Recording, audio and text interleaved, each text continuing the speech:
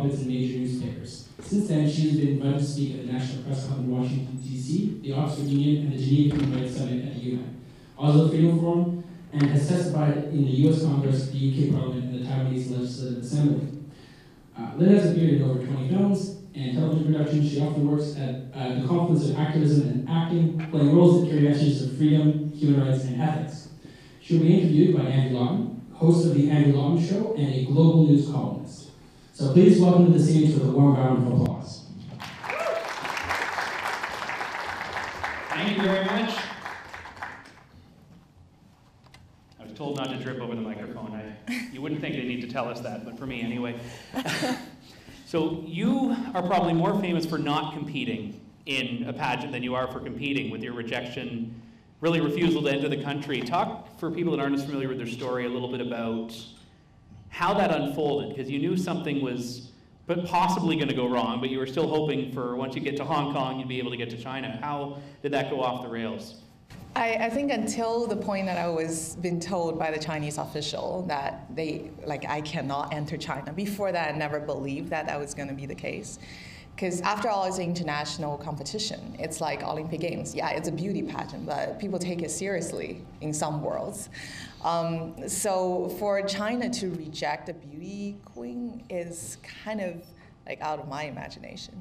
And I always think that China would be smarter. It was their PR. Mm-hmm. And everybody in the media at that time, they were talking to me like even like a couple months before. They're like, Anastasia, did you get your visa? Everybody just thought that I couldn't go. And then one day, Washington Post, I think it was an editor from there, just said, Anna, you're not going to go. So why don't you just like let us write about it? And so I flew to Hong Kong. I really wanted to go to China. I really wanted to go to Sanya. And when I landed in Hong Kong, I had about like a 12-hour period where I can get like a tourist visa, because we're Canadians, and Canadians can get a landing visa upon arrival. So that's what I wanted to get to go to Sanya, even though I didn't have the visa. But then I think they were waiting for me at that point.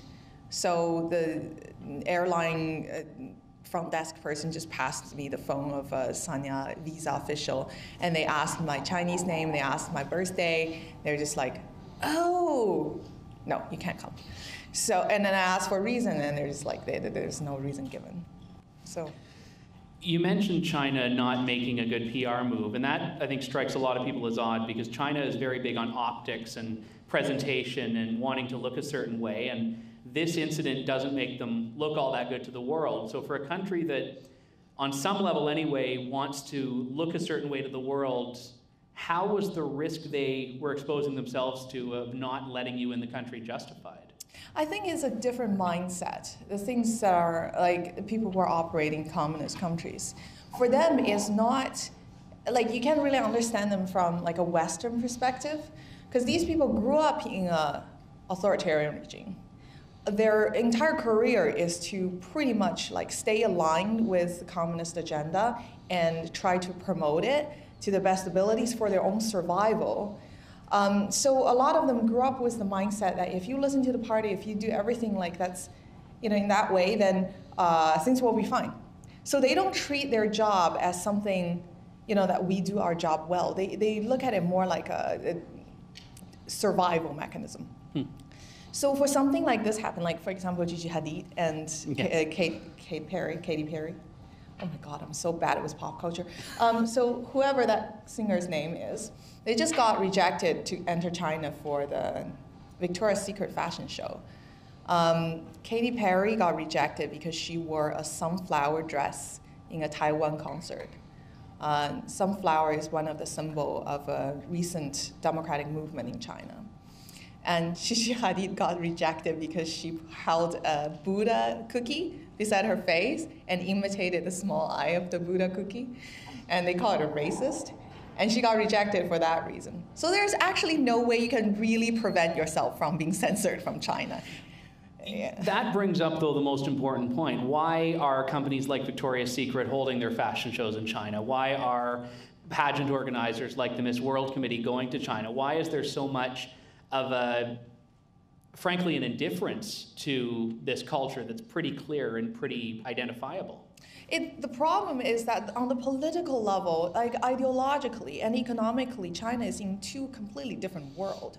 Politically, it's still a communist regime. So its ultimate goal is to survive, hold their power. So they view everything as a threat, especially in the news, like for example, my news, or like even a small gesture by a celebrity. So they look at it like something that they really need to defend. Still that old communist idea. If you do this, if you imitate a Buddha cookie, you're making fun of us, so you cannot enter. But on economic level, of course, China has opened up a lot and engaging very actively with the West. And it's part of their soft power strategy, started from the 70s. In the 70s, China was very poor. And at that time, the leader is called, his name is Deng Xiaoping. So, of course, the West didn't really take China seriously. So he said, well, let's open our doors and let them throw in their money to invest here. What the West didn't know, the second part of the strategy is that let them throw in the money so they have to listen to us. At that time, he got something right. Whoever has the money had the power to speak. And I think that strategy worked quite well. 30 years later, we're left with this structure in the world that historically inherited from the past. Mm-hmm. Now that the Western government are very hesitant to speak up to China in regards to human rights issue, even though the abuse has not, like of different kind of minority groups, human rights, or even just dogs, or like a small population of female who choose to do something would get like very easily persecuted and marginalized. So I guess the point is that if they can open up their mind and actually match up their economic growth, we'll see a very different picture, but that's not the situation right now. But that political and economic dichotomy is one that a lot of people outside of China don't see. They see a singular China. And I'm wondering why Western countries and Western companies are still actively going to pursue these arrangements that involve China. Because there's a difference between closing off trade or rebuking trade or rebuking the country and actively pursuing opportunities. And I'm wondering why, in the context of your experience is important on this, the Miss World pageant, why would the Miss World go along with this? Because part of it was not really allowing you a platform to condemn these things. And you even saw that when you were out of China or out of that area back in the US. And I'm wondering why Western, even private companies, are still going out of their way to do business with a country that has been so mired in an unfree way of business. I think it's not just Western private companies, it's also Western governments, mm-hmm. right? And they want to believe that China has changed. And they want to believe that they're dealing with a partner that are agreeing with them ideologically. But when the facts prove the counter, they don't really want to accept that. In the West, they keep giving themselves, like, I should say, I'm in Canada now, so we keep telling ourselves that by bringing economic prosperity, political liberation will follow. And that has been the myth and the dream for the past few decades. We have been telling ourselves if we do more trade, China engage us with us more, we will be able to change how they operate. But that has been proven to be not true in the past few decades. It's actually our value, not theirs, that has changed. While we wait for like this miracle to happen, countless people perish in Chinese prisons and labor camps. And it's us that has changed a lot. One of the first times I think we've really seen the Canadian government actually take aim at China is over environmental policy. And I find it interesting that the human rights issues are typically completely off the agenda. I mean, whether they're talked about in behind closed doors meetings is secondary to the broader point. But I'm wondering why China, and you touched on it there briefly about people thinking it's changed, but why is China in a different category than, you know, North Korea, Iran? Now, obviously, the countries are all different and the problems are different, but we have no objection to saying certain countries should just be closed off. Like, there's no benefit to being there. With China, why is there that sense of openness that we don't see in other regimes that are also very problematic for human rights?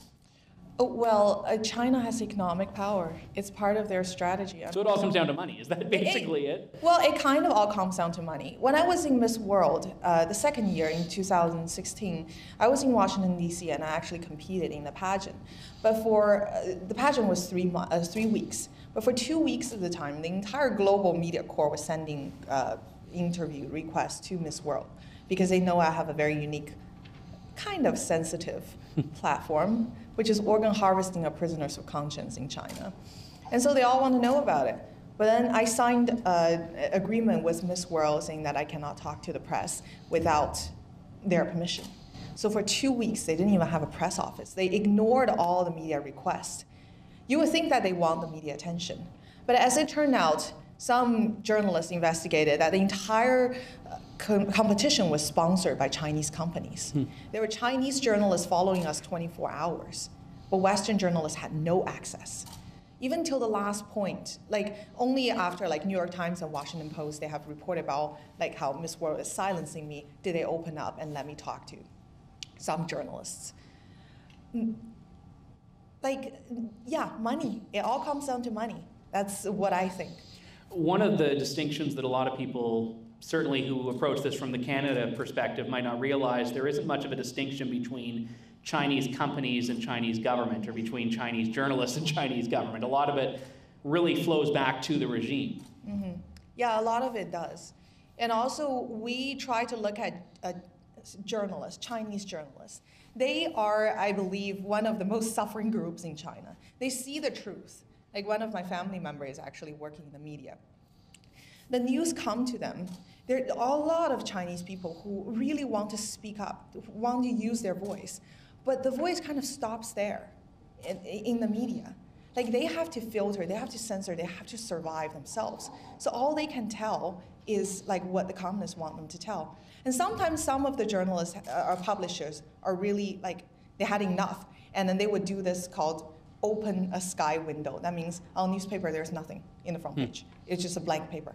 That means they have a story they want to tell, but the Chinese Communist does not let them tell. And this kind of story happens a lot. Chinese people want to use their voice, but they need to find courage. And one day they're going to find it.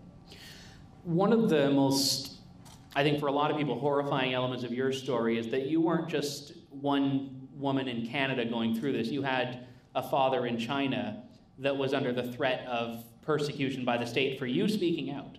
Mm-hmm. And I'm wondering if that's, first off, a very common occurrence, but secondly, how does anyone speak out? How does anyone rise? How does anyone find that courage when family members are threatened by the state, individuals are threatened by the state for saying the wrong thing? Well, I was educated in Canada, so I did not expect the Chinese Communist Party to react that way. When it first happened, when my father sent me the text message, I was surprised. I was also very disappointed because I just won Miss World Canada. I thought that my family would be very proud of me. And for this to happen is something I sort of expected for years because I spoke about human rights. This is what happened to every Chinese people who does that. But then I realized a journalist friend kept trying to convince me to give him the story. And eventually he said something, you know that with more media attention, your father will be more protected. That has always been proven true for high-profile dissidents. If you talk about it, maybe we can help you.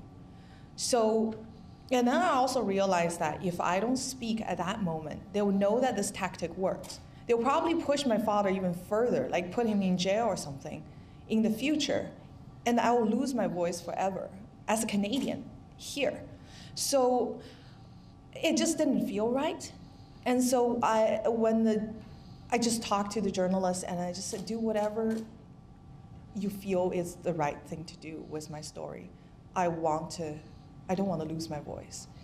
And so he wrote about it, and then things just went from there.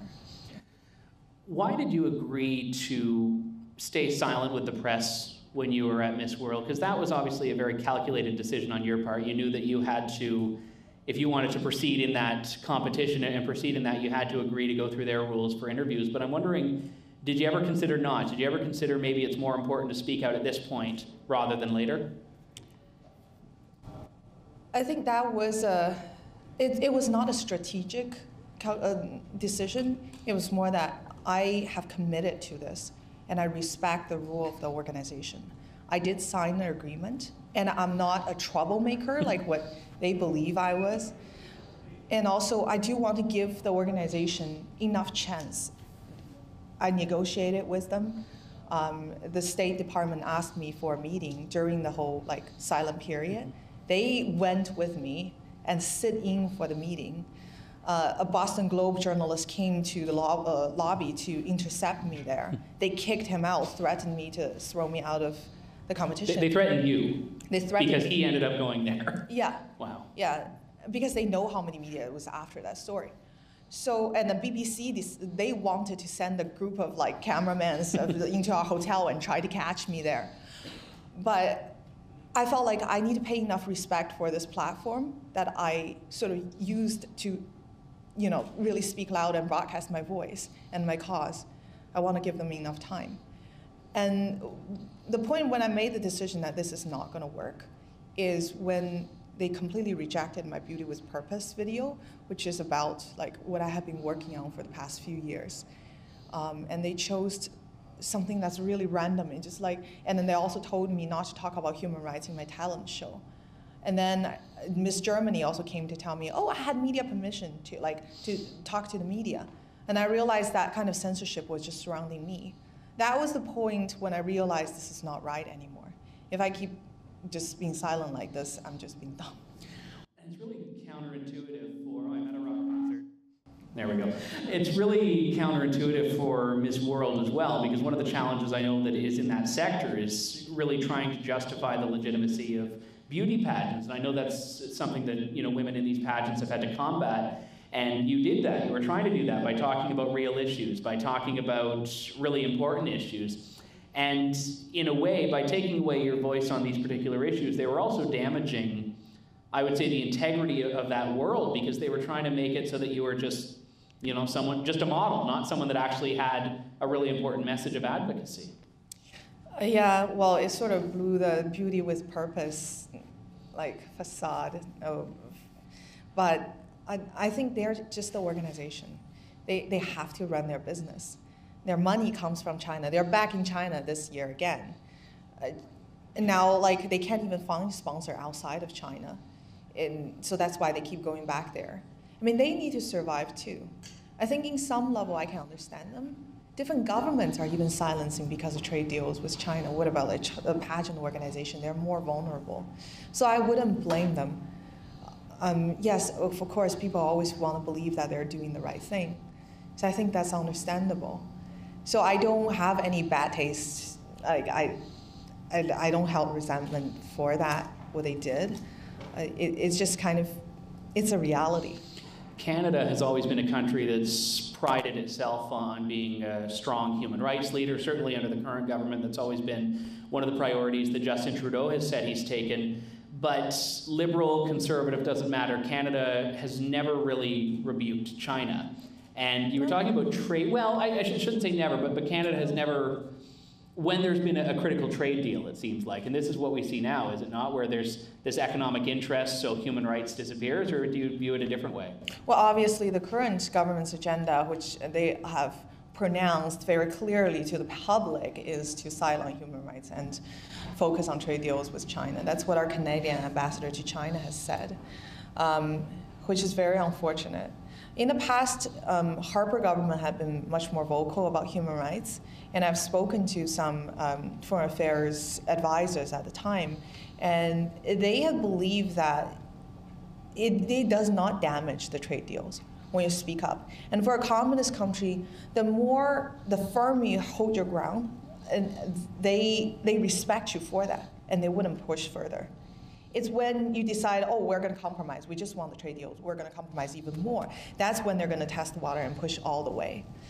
And right now, we have several Canadian citizens who are locked up in China right now without trial. So illegal detention. Like, for example, the woman who I tried to rescue and still trying to rescue, her name is Sun Qian. She's a Falun Gong practitioner, and she's been locked up there since February 19th. All her property assets has been taken away. And she's been tortured. And the day before she was tortured, our Canadian ambassador said to Globe and Mail that they're not going to raise the case publicly with China. They're only going to do it quietly. And the second day she was tortured with pepper spray all over her face, a whole bottle of pepper spray. And they put a cover on her head to prolong the pain of the pepper spray. The smell was strong enough that even the police didn't want to stay in the room. This is a Canadian citizen we're talking about.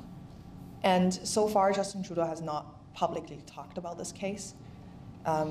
So I would like to try to continue to rescue her if possible. You know, earlier this summer, Canadians were very split, but there was a lot of backlash over the federal government's payout to Omar Khadr. But underscoring that was the federal government's claim that it's not about right or wrong, it's not about who did what when, but it's about protecting Canadians' rights. And basically the implication there was that a Canadian government has an obligation, moral and also legal, to take Canadian citizens out of harm's way who are in foreign detention. So you're smirking right now because you know where this question is going. Why does that policy not extend to China? Because we talk about human rights when it's convenient. I'm sorry to be harsh, but it's kind of a reality that I have gradually trying to accept. Why Omar Khadr got 10.5 million and Sun Qian did not even get a shout out on the, to China. China is a much more difficult situation to deal with than the individual. What needs to happen to combat this? Does a country like Canada or any Western country need to say, we're cutting off trade deals with China? Does there need to be a firm, outspoken rebuke? Does the answer even exist of what would give us the best shot at trying to get a little bit more progress? Maybe not changing the country, but even helping Canadians that are being persecuted by that country. Well, actually, in the past, there has proven to be something that is effective, which is public voice. Because China, they're Chinese. So Chinese don't like to lose face. And they're very traditional, hardcore Chinese. When you tell them publicly, this is what you're doing wrong, and we're not going to back down, they respect you for that, and they will consider. I've spoken to the former Foreign Affairs Minister Foreign Secretary, that's what they call in UK, Sir Malcolm Rifkin. We debated in the same topic. Should we cut off trade to deal with China? My answer would be no, definitely not. We can continue to do trade with China, but we need to hold our ground and pronounce what we believe in. And things won't be compromised because of that. One of the other directions that we see trade with China going is Chinese business coming to Canada, buying a lot of companies, we've seen there was a big healthcare company a little while ago that was embroiled in this. Is that something that is more about private Chinese enterprise seeing something in the Canadian market, or does that actually go higher? Does that go to a prolonged strategy by the Chinese government? Yes, that is a much bigger strategy than just private companies. In the case of Australia and New Zealand, now they're facing a situation that too many of their businesses are being bought by China. Too many of their land, their mine, their resources, everything is bought by the Chinese because they're so close to China. And that's their #1 trading partner. And now that in their cabinet, there are some ministers that are even have immigrated from China, but back in China, they have Chinese spy profile that are sitting in their cabinet.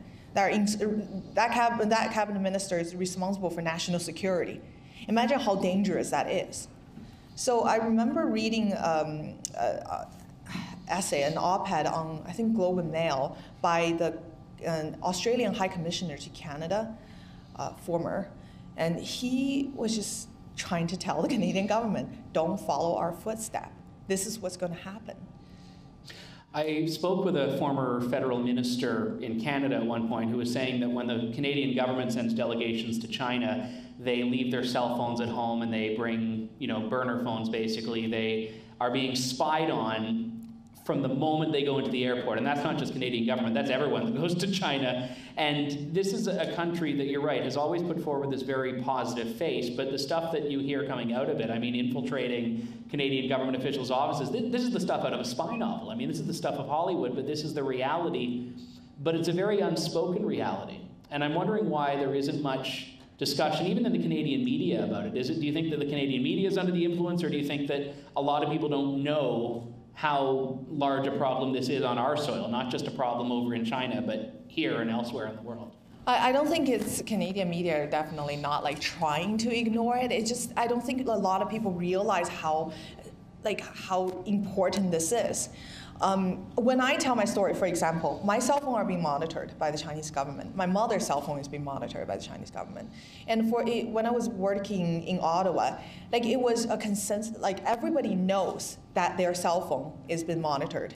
And so that's why they use BlackBerry for a very long time. Mm-hmm. And some foreign affairs advisor, before their meeting, sometimes they do this gibberish ritual, which is like they try to pretend they're speaking Chinese just for the Chinese who are listening on the other end. They do it as a ritual because it's a signal just to send to the Chinese who are listening. It's kind of sad. It's a national security issue that's not really being taken seriously. I mean, the Globe and Mail tried to pick it up. One of my friends, Craig Offman, he wrote an investigative piece about Michael Chen. Yes. Who's a cabinet minister in Ontario, immigration minister, how he has business ties to China and he's promoting different liberal candidates to run for seats, but these candidates have a Chinese connection background. And these people are getting elected, and now I heard directly to PMO, there are some people who have this kind of background. And he really tried to raise this issue, but the rest of the media corps didn't really follow that. I don't think people realize what a big problem it is. Yeah. What's the end game? I mean, is it just information gathering? Is it influence? Is it blackmail? Is it some larger democratic subversion? I mean, what's the goal for China? What do they gain out of this? All of the above. We don't think that we're in a Cold War right now, but they are looking at it totally differently from us. Now, if we use the political reverse psychology, we don't treat China's ideology like a threat right now, but Chinese government have already censored all Western ideology from their textbook from high school on. That means you don't get to hear about Western philosophy and Western talk about democracy value in the classroom at all. But the reverse, they are putting all these Confucius institutions into different universities that are using Chinese textbook, Chinese Communist agenda, and their goal is to promote what they believe in. So they're trying to export what their ideology, but at home, they're trying to protect themselves from ours. They are looking at it in a very different way from us. I think that really we need to be alert with that. Where do you see the next hurdle being in the relationship that the West has with China? Do you see it going to either a new boiling point or hitting another point, or do you really see just a continuation of the status quo right now? I don't think the status quo can continue for too long. There are definitely different forces who are trying to combat this kind of Chinese influence, but they're having a very hard time. For example, me. My dress sponsor had to run away from me because the Chinese embassy sent them an email saying that I'm bad news. These are Canadian people who live here. It won't continue like this. And also changes are going to come to China. People don't realize what kind of big change in people that are in China nowadays. They just think that China will remain what it is, but that's not true. The changes has to come from China, but one day when they do have the courage to take the step, they need to also know that the Western countries are with them.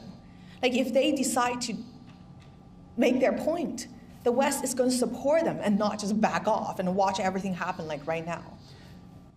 China is not as geographically large as Canada, obviously, but it still has different areas and different provinces. It has rural areas and, of course, Beijing. And I'm wondering, the Chinese population, do they have the same relationship with the government in the big cities as they do out in the outskirts? Is this a national issue in China, or do you have some people that are pretty isolated from these challenges that you're describing?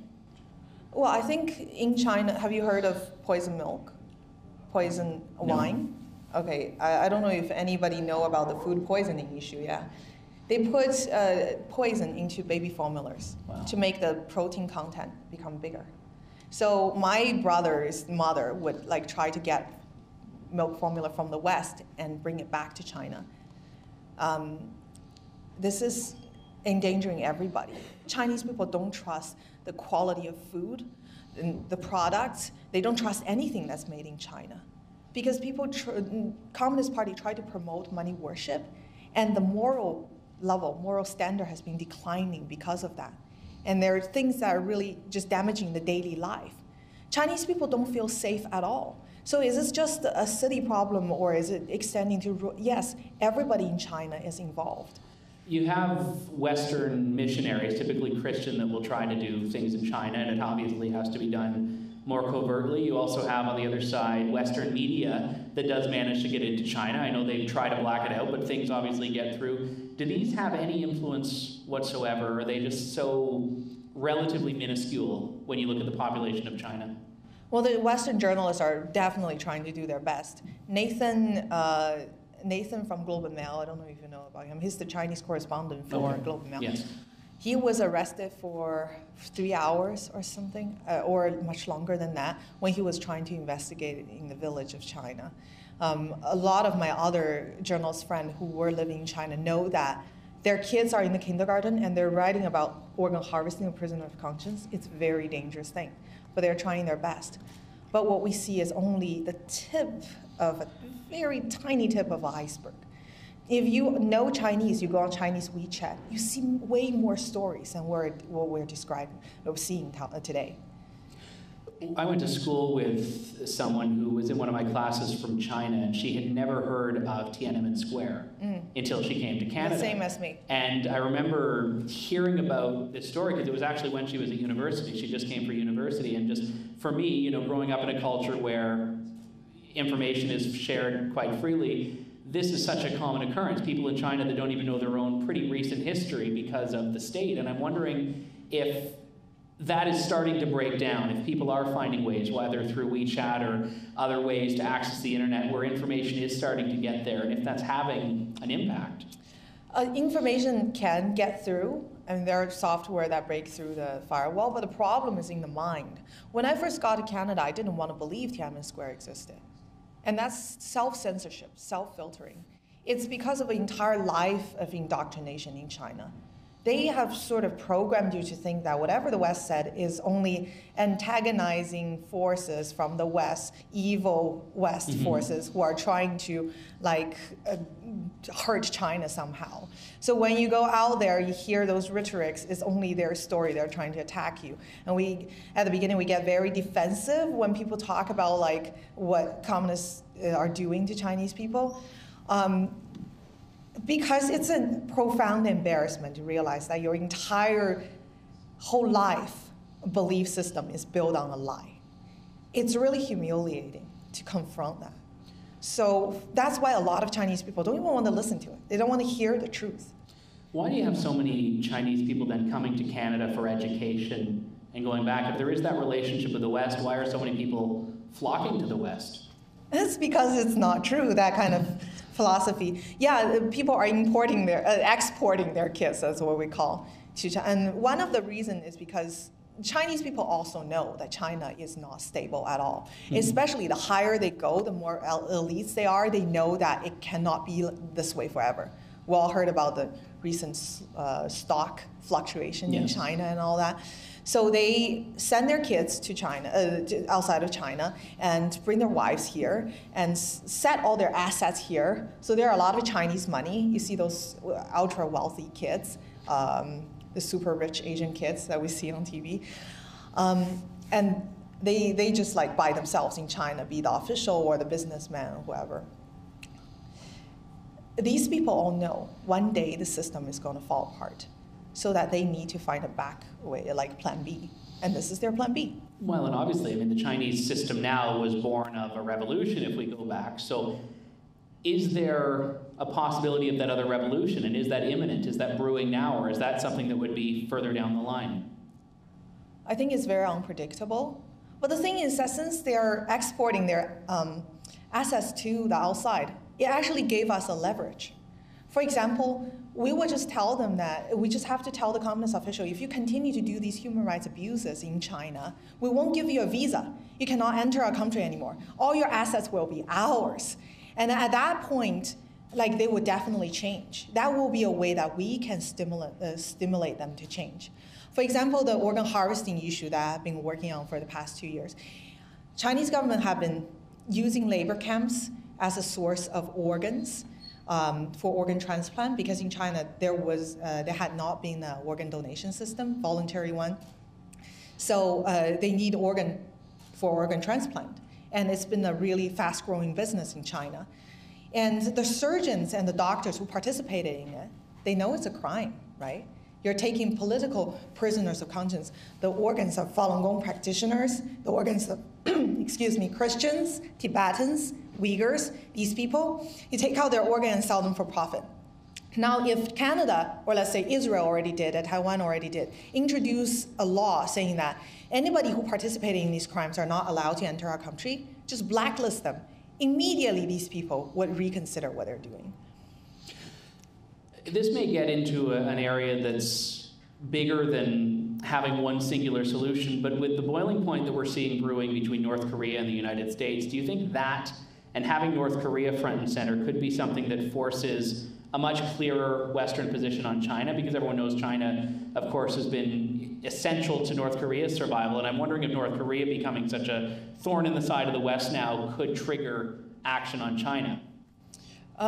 China has been a very hands-off attitude with North Korea for the past few years, only because they did supply North Korea with the nuclear technology.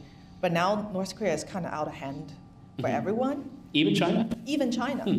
Because North Korea is using this as a leverage to demand more resources and more money from China. And Chinese government has to keep it under control, and it's getting harder and harder. So I don't think it's strategically that valuable for China anymore. But I think for China, the changes definitely has to come from within, that's for sure. I want to talk a little bit more about your personal investment in this, because we were chatting a little bit before and you mentioned that you didn't set out to be a human rights activist. You didn't set out to change the world and to reform China and do all of this. This was really something that you were, I don't want to say thrust into, but something you became embroiled in after working on your own career in the creative sector, in the entertainment world. Would you love to just not leave this behind, but would you love to have the world in such a place that you could go back to doing what you started out doing, or is this now the mission that you need to take on? I would love, in a perfect world, my dream would be to get on a Volvo Ocean Race and just sail around the world and not have to deal with all this. I think I got scared earlier this year and I sort of disappeared from everything for a while. Though I was trying to rescue Sun Qian, and I went to United Nations Human Rights Council to talk about her, but really I've been very hesitant in engaging anything human rights related. Because it's a scary thing. A whole communist country with a lot of economic power is sort of my opponent. And they can do anything to my family. Yeah, in a perfect world, I would like to just be an actress and perfect my craft and really focus on what I do. But this is something I guess providence or fate had brought me in, and I felt after I started to speak out about this, a lot of Chinese victims came to me and their story really deserved to be heard. And I just felt like I need to continue to do this. Do you think that you have a greater legitimacy in raising these issues because you are from China originally? And I guess another way of asking that is, do you have more of an ability to get away with saying what you're saying than someone who had just read about it or studied it would? Yeah, I realize for a lot of my Western, journalist friends, when they criticize China, they've been labeled racist, which is really, it shouldn't be that way. Well, and that was what Michael Chan said about the Globe and Mail, basically, that it was just racist. They were targeting him because he was Chinese. And no, that's just an excuse. I do feel like it's easier for me to talk about it, and perhaps because I'm Chinese and I can also hear the Chinese people's angle, when they come to talk to me, I would get the whole picture. But I think anybody could talk about, China's human rights abuse, because when they're bullying their own people, someone's got to stand up.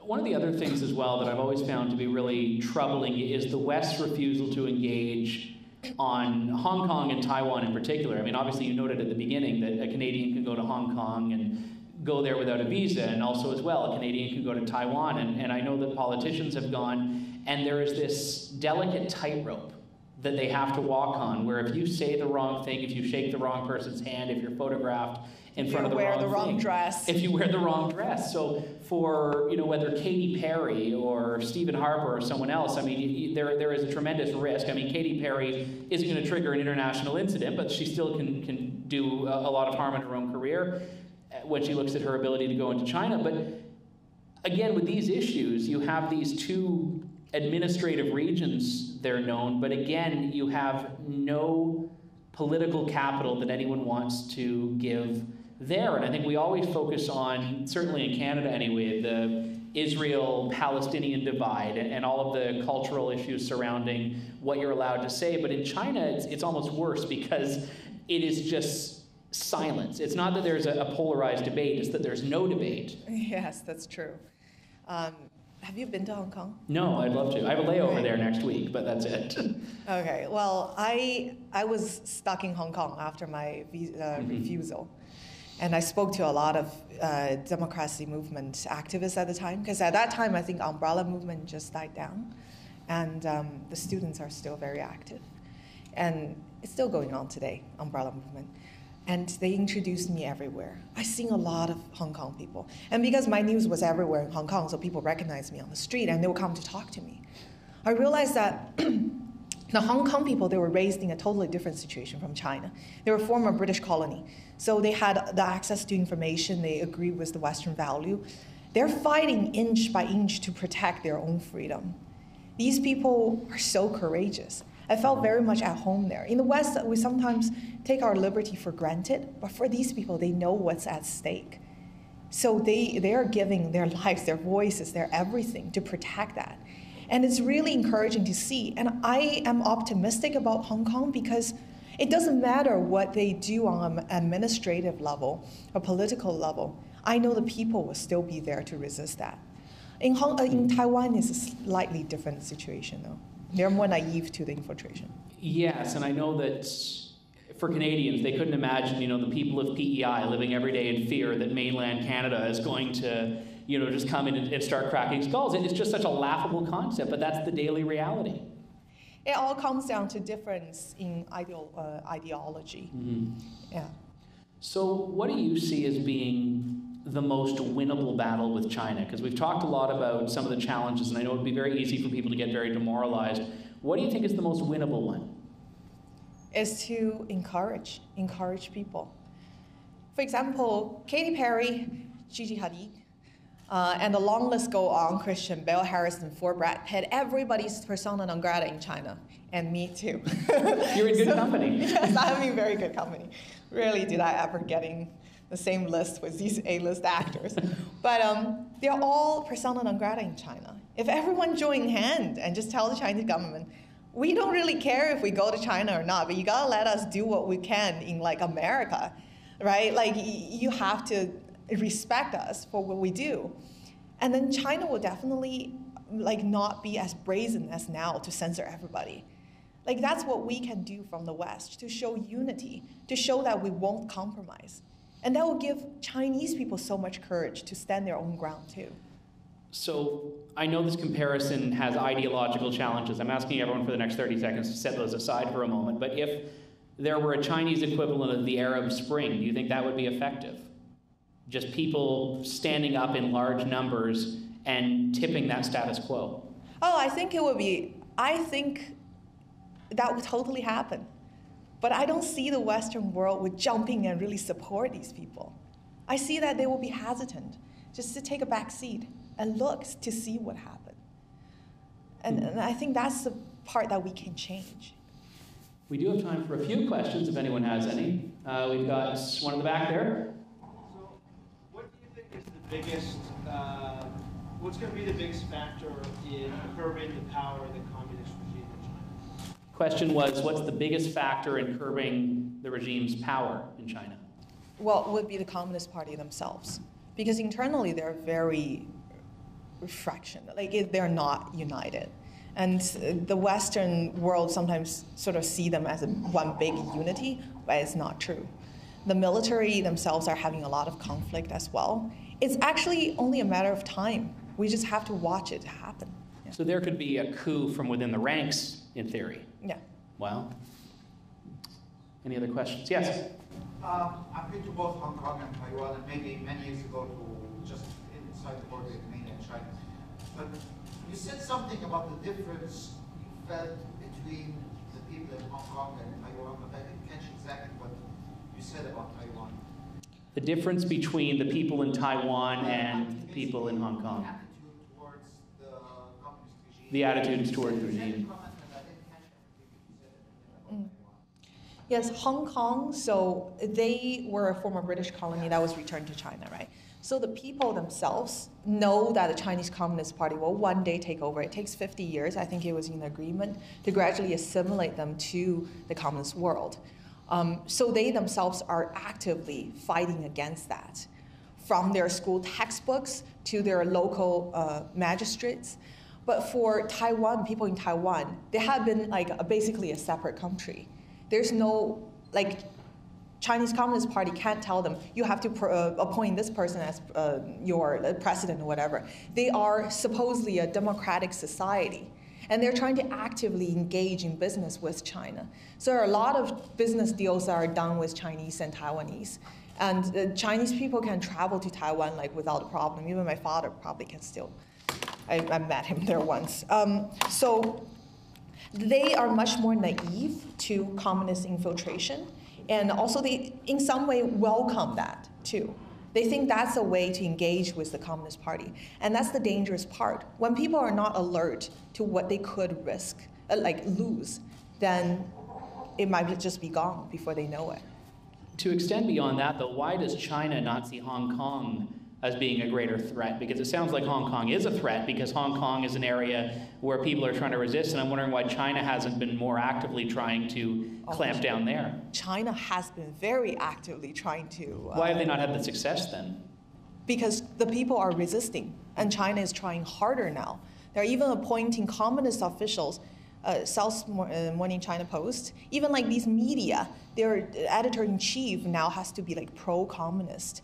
They are trying to change the media, they're trying to change the politics or the school, but because the Hong Kong people are fighting very hard, so the communists see them as a bigger threat, because for them, the students in Hong Kong could just be, you know, the thing that lead to the threshold that the entire student of China would stand up and do the same. They could look at the Hong Kong student as an example for what they could do. So Hong Kong is definitely a bigger threat for Chinese Communist Party. Yes. How would you describe the general attitude of Chinese Canadians towards you? Are they supportive of you or are they against you? Just for people who didn't hear, the question is, how do Chinese Canadians view Anastasia? There are definitely different views, I would say. And also in my mailbox, I would receive different kinds of messages. A lot of them will come up to me in Chinese malls or supermarkets and tell me that they're very proud of me. They look at me like their daughter and really support what I do. But in public, it's very hard for them to actually stand up and say, Anastasia is doing great. Except for some people probably in the media who have a stronger voice, because they themselves all have business ties in China, like my dress sponsor. And their livelihood relies on probably their Chinese business. So for them to publicly support me is very hard, because they know the Chinese embassy will be watching. The Chinese community is like very tightly controlled, monitored too. We'll go to Mark here, yes. Anastasia, I'd like to ask you this. It's kind of a Chinese cultural history question. China is known as the Middle Kingdom, which translated means the Middle Kingdom between heaven and earth. Yes. We, the white devils, are down here on earth, and China is up above us, and then there's heaven. Now, I read a lot of books on Chinese history, and James Clavell talks about Hong Kong in all his books, like Taipan and Shogun, and basically, when I lived in Asia for 2 years, if I wanted a competent merchant in any country, I would immediately go to a Chinese merchant. Because as I asked them, I asked this fellow in Padang, it's a town in the island of Sumatra, I said, you know, by any chance, could you ever get me Mexican food for me maybe in 2 or 3 months and float on a boat? He said, I can have it here in 4 days. I've got people in Singapore who can have it to you immediately. And he had it to me at less cost than I buy it in any supermarket in Canada. And I said, how is this possible when I bought it? He said, I have people everywhere in the world I can talk to. Chinese people are all triad. We have people everywhere. We can get anything from anywhere on the planet because we have merchants in every place on earth. And that made me think back to the books I was reading. I said, man, that's a pretty big advantage over the local rice farmer who now is given affirmative action opportunities to join the modern economy in Malaysia or Indonesia or Philippines or wherever you want, where the Chinese dominate the entire economic system. And the political structure is broken down into the locals get to run the politics and the Chinese get to run the economy. And that's probably true in every Southeast Asian country. That's not really contestable. That's occasionally they kill Chinese people in riots because they're so envious. The Chinese are like Jews of Asia, really. They're successful, they're very knowledgeable, and they're so far advanced compared to the local people that they dominate whatever they choose to get into. So, my question to you, with them buying up all these assets in Europe and Africa, dominating the entire economic systems in Asia, are the Chinese trying to take over the whole world, and will we all under Chinese masters in about 50, 100 years? I'll spare you the preamble for the audio record, but our Chinese taking over the world was where it ended. Unfortunately, the preamble had the context there, but Anastasia. I have to agree with you that Chinese history, because it's long 5,000 years of history and culture, it's a root for us. It's just like the Jewish people, they have a very rich religious and history and everything that guides their action, behavior today.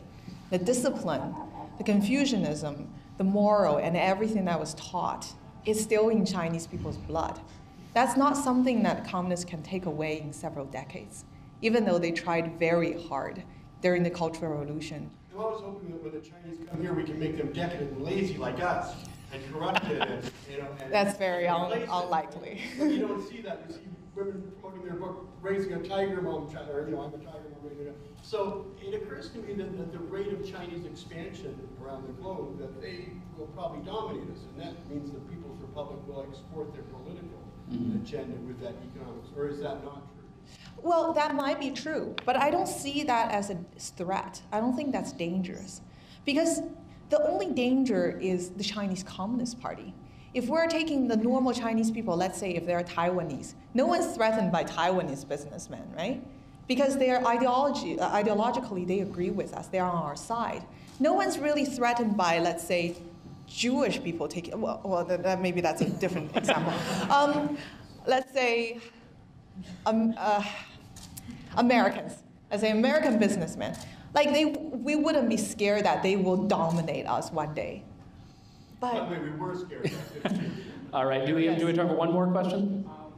Okay, we are out of time. We have time for no more questions.